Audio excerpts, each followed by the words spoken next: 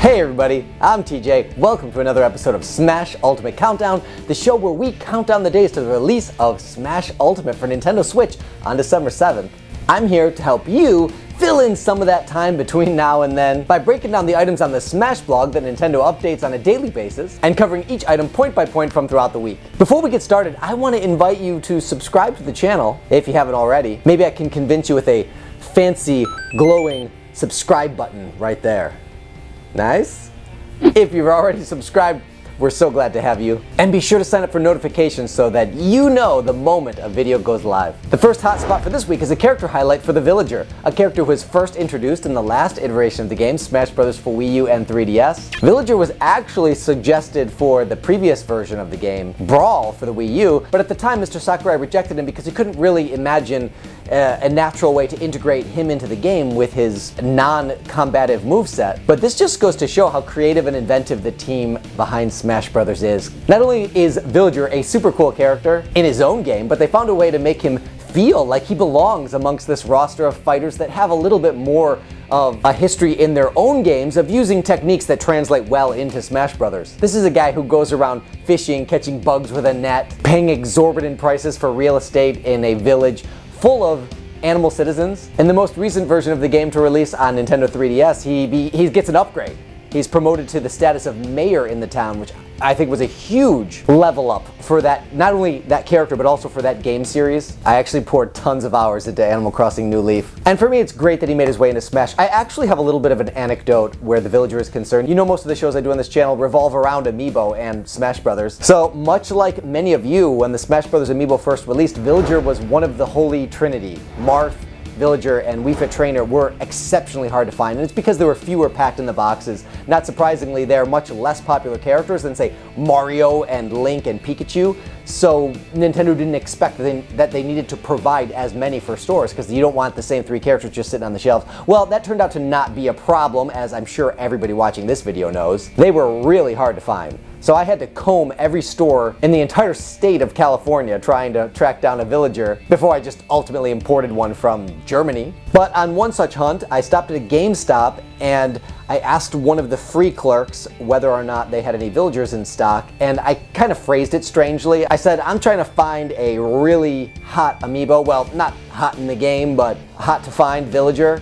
And there was another GameStop employee on the phone. He goes, I'm sorry, could you hold on a second? And he puts it on the phone and goes, Villager is awesome in Smash Brothers. And then goes right back to his call. I just thought it was such a gamer moment where it was important enough to interrupt himself on the phone to make sure I understood how important Villager is in Smash Brothers. Now, one of the other cool things about Villager in Smash Brothers is instead of having different skins of the same character, you essentially have 8 different versions of the Villager, 4 boys and 4 girls. These are based on the possible likenesses one can have in the Animal Crossing games. Nintendo only released the Player 1 version, so I took it upon myself to create the other 7. Unlike a lot of my other customs, they never got featured in a Custom Conquest episode. That might happen at some future time, but I'll give you a close-up look at them right now. There you go, my crawl of Villagers. I don't really know what to call them because they are all just Villager, like Villager 1, 2, 3, 4, 5, 6, 7, 8. And it looks like all of those different models will be returning for Smash Bros. Ultimate. At this point, it doesn't look likely that there's going to be any new variations on the Villager's appearance. But that's not to say that we can't get an Echo Fighter in the future. I predicted,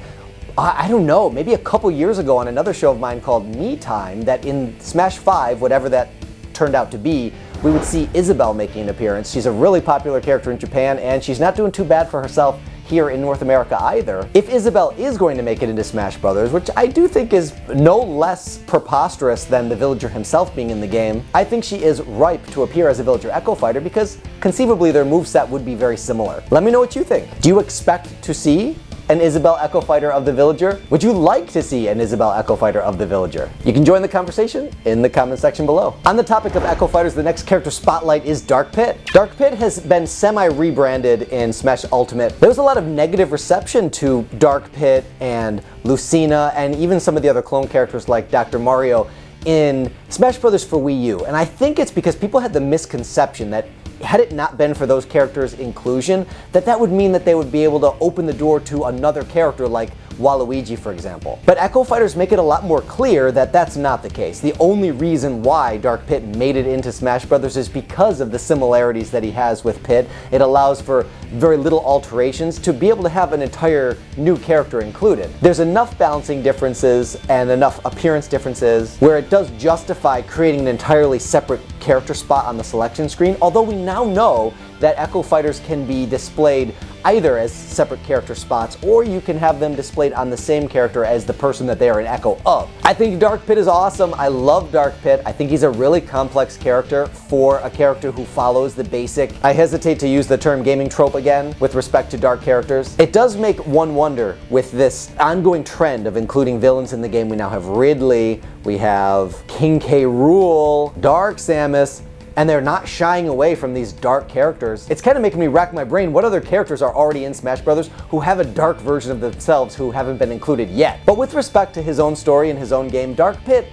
while he is a dark version of Pit, he's edgier, his voice is a little bit deeper, he's more aggressive, but he's not pure evil. And the way that the game allows us to play on the original tropes, we can have a variation on theme. So instead of it just being, we have good Pit, we have evil Pit, and good and evil bash heads, and we have this ultimate clash of good and evil, the game lets Dark Pit kind of straddle the line. And if that should mean that at some point his agenda should align with Pit's, they're capable of working together. And that makes for complex storytelling to me. I actually was a little bit afraid before Smash Ultimate was revealed at E3 that Dark Pit, as well as the Mii Fighters, was the most on the chopping block. I was really unsure if Nintendo would go the route of bringing him back because he really only has one significant appearance in one game. He wasn't that favorably received. Most people were take him or leave him, leaning towards the leave him category. I would have been really sad to see him go because having Pit face the dark version of himself is a lot of fun to me, and I really liked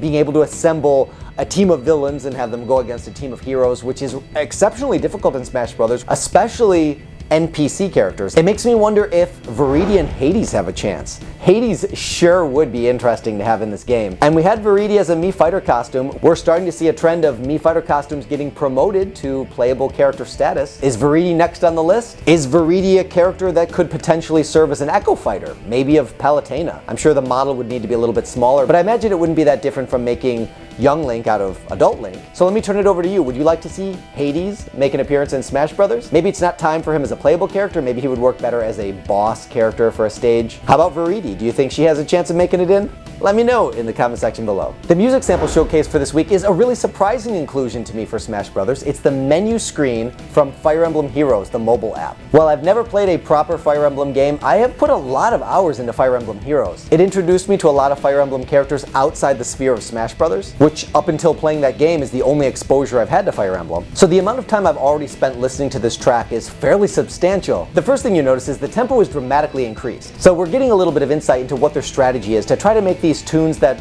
maybe in their original game have more of an ambient appeal. And while I would still describe that as being their role in Smash Bros., the actual feeling they want you to have is one that's a lot more energetic. By speeding up the tempo, you have this more active pulse. The life force of the fight is a lot more driving. And I don't know why, but for this song, it feels a little bit more silly than some of the other ones. For the most part, I feel like increasing the tempo really serves Smash Brothers. There are some other noticeable changes, like there's increased percussion, and I kind of feel like it's more of an embellished arrangement. And for the first time, Nintendo's revealed the name of this track, which is Gear Up for ellipses. I don't actually know gear up for what. I guess it's just gear up for whatever you have to do. Gear up, you. I'm curious to hear more of this track. Maybe it'll grow on me a little bit. It actually really made me want to go back and listen to the one on the menu, and I was just kind of left with the impression that the Smash Brothers arrangement is pretty much just on fast forward. Maybe it's just me. Give it a listen and let me know what you think in the comment section. The item featured on the Smash blog this week is a Pokeball with the Pokemon, I'm gonna butcher this name and I know I'm gonna hear about it. Togedemaru? I might not know how to say the name, but I do know that it's Pokemon 777, only because that's an extremely easy number to remember. To me, this Pokemon is kind of like Beach Ball fake Pikachu. It kind of represents what happens when you make 800 of these. They're liable to share qualities with a number of the other ones. It's very rodent-esque like Pikachu. It has electric powers like Pikachu. Its appearance is not that dissimilar to Pikachu. And in Smash Brothers, should you unlock this Pokemon from its Pokeball, it shoots sparks, like, you guessed it, Pikachu. The damage you take is reported to be quite severe, unlike Pikachu, this Pokemon is also a Steel type. However, it doesn't appear that their Steel type abilities make any kind of contribution to Smash Brothers. I think Togedemaru is a Gen 7 Pokemon. I don't have any personal first-hand experience with this Pokemon, although since this one also, based on what I could gather online from just a cursory search, is that he also makes a pretty significant appearance in the anime. And from what all of you told me about Beware, that's also the case with him, which is interesting because that means more so than any other franchise featured in Smash Brothers, Pokemon has the most outside influences starting to impact the game. And by outside influences, I mean drawing from sources other than the games themselves. When you have 800 plus Pokemon, you have to have some sort of filtering process because you obviously can't just shovel them all in there. And so you want to choose from the ones that are most popular, that you're going to get the most impact from. And naturally, the ones that appear on the television show are going to tend to be more popular because they're exposed to more people. And people's experience with them are a lot more uniform, where in the game, the way that I train my Pokemon, the encounters that I have in the game with other Pokemon might vary from how you play the game. So maybe our takeaway isn't the same, but we both see the same things in the show. So that's pretty cool. Makes me wonder what other really cool Pokemon that are on the show are going to find their way into Smash Brothers. We have another character spotlight, this time for the Duck Hunt duo. In North America, it's just labeled Duck Hunt on the selection screen. I believe on the UK version of the game, and for all of you UK fans out there, you can confirm this for me. I believe on your selection screen, it actually is Duck Hunt duo, and the announcer says, Duck Hunt duo, when you select him, which makes a lot more sense to me. However, as is pointed out by Palutena in Palutena's guidance, it's actually a trio. While you actually control the dog, and the duck is used somewhat more like a utility item, there's actually a third component to this character, and that is the person behind the screen holding the light gun zapper. And you can see this featured in some of the moves, like the kick the can technique, where the dog kicks out the can, but it's actually the player that you're triggering the gunfire from that's behind the screen. So it's pretty cool the way that they implemented so many different elements of the Duck Hunt game into this one character. I'm actually really impressed with it. As I mentioned a couple episodes back, Mario and Duck Hunt is the game that first came with my original NES console when I bought it, so this is one of the first games I ever played. I hated it because I swore up and down that the light gun zapper was a total liar. I would know that I was bullseyeing these ducks. I would get so frustrated, I'd go right up to the screen and point blank these ducks just for absolute assurance to guarantee that it wasn't working, and I never really had a very satisfying experience with it, although I did download it on the Wii U Virtual Console and they add a reticle to the game. You have no idea how dramatically improved that game is with a reticle and the Wii Motion Plus controller, where you really have a much closer to a one-to-one relationship between yourself and the game. So the light gun, but try it out on the Wii U if you have one of those. It was good for a few hours of fun for me, and very satisfying to finally be able to hit these ducks and show them what's up. But in the case of Smash Brothers, the duck and the dog team up, putting their classic rivalry aside in true Smash Brothers fashion so that they can beat up other characters. And then the final item for this week is an assist trophy featuring Alucard from the Castlevania series. My first experience with Alucard is all the way back from Castlevania 3 on the original NES. You play through that game as Trevor Belmont, and if you progress far enough in the game, you encounter the son of Dracula himself, Alucard, which is actually Dracula spelled backwards. If you defeat him, he offers to join you on your quest, and he joins Trevor in the fight against his own father. Some people had Star Wars as a kid. I had Castlevania. Something about the dramatic stakes of Dracula's own son feeling compelled to rise up against him really impacted me very strongly as a young gamer. And it's something that I've carried with me all these years, which has given me a very strong affinity for this character. The design of Alucard in Smash Brothers is a significant departure from how he first appeared in Castlevania 3, and is reminiscent of his more recent gaming exploits, such as Symphony of the Night. However, I believe his most recent appearance, not counting Smash Brothers, is the Netflix original series Castlevania, which is a dramatized retelling of Castlevania 3. Starring Trevor Belmont, it's actually an incredibly well done show. It is mature, the violence can get gruesome at times, the language often takes a foul turn. It's not something I'm comfortable with my kids seeing, but I certainly did enjoy it for myself. And I'm really happy that in some capacity another Konami superstar has made his way into Smash Brothers. That wraps up the Smash blog for the week, but before we close out, there's one other thing I want to discuss with you guys. Now, I'm pretty deeply entrenched in Smash Brothers news. I follow it every day. I keep track of all the late breaking news. I avoid leaks like the plague. So I want to precursor what I'm about to say is that I have not heard this theory anywhere before, and I don't have any insider knowledge. This is just me talking crazy. So I've been noodling this idea and I can't let go of it. Maybe I'll just air it out and at least get it out of my system. We all know at this point that Mr. Sakurai loves to drop clues everywhere. He's done it with every version of Smash Bros. So far, Ultimate no exception. It's possible that the set pieces that he had in the first direct with their semi-ship theme might have been a little bit of an allusion to the eventual reveal of King K. Rool. The reveal of King K. Rool himself was precursored by a little bit of a King DDD misdirect. Then we discussed in the last Smash Ultimate Countdown about how maybe the chairs and the cushion couldn't somehow be breadcrumbs leading to the announcement of Skull Kid as a playable character. So maybe by this point, I'm reading a little bit too much into things. So I want to float a theory with you guys, and then you guys tell me if I've completely gone off the deep end. Way before the reveal of Ultimate at E3, Amiibo Jason and I did an episode of Smash Switch Speculation on the topic of Waluigi being included as a playable character. Now at that time,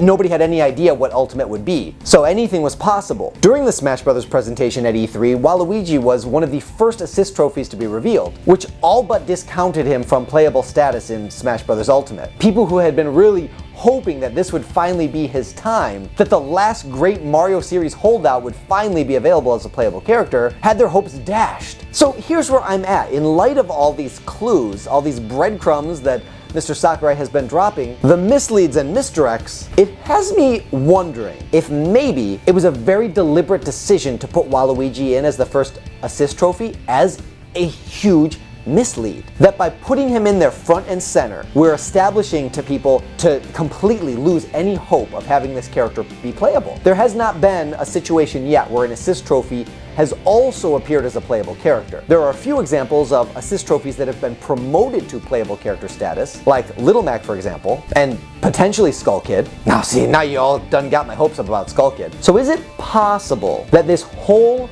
Waluigi assist trophy thing is an elaborate ruse to get us off the scent? Is it possible that sometime between now and December 7th, we're gonna get a character reveal for Waluigi and everybody's minds are gonna be blown because we already got the idea that he couldn't possibly be in the game because he's an assist trophy? Are we gonna see some kind of thing where somebody opens up an assist trophy and Waluigi comes out and he starts performing his usual assist trophy animation only to shatter our expectations by actually being an official character in the game added to the roster? Is any of this possible? Am I onto something? Or have I completely lost my mind? Does this seem like the kind of thing Mr. Sakurai would do? It's unprecedented, it hasn't been done before. Would Nintendo go to such dramatic extremes for such an epic surprise? Let me know your thoughts. And that does us in for another Smash Ultimate Countdown. Thanks for joining me. Please like, share, and let me know what Smash topics you're most interested in discussing. Big thanks to all my patrons. I love you guys. To see how you can help support the channel with Patreon, you can find the link in the description below. We've also got some pretty cool incentives for you.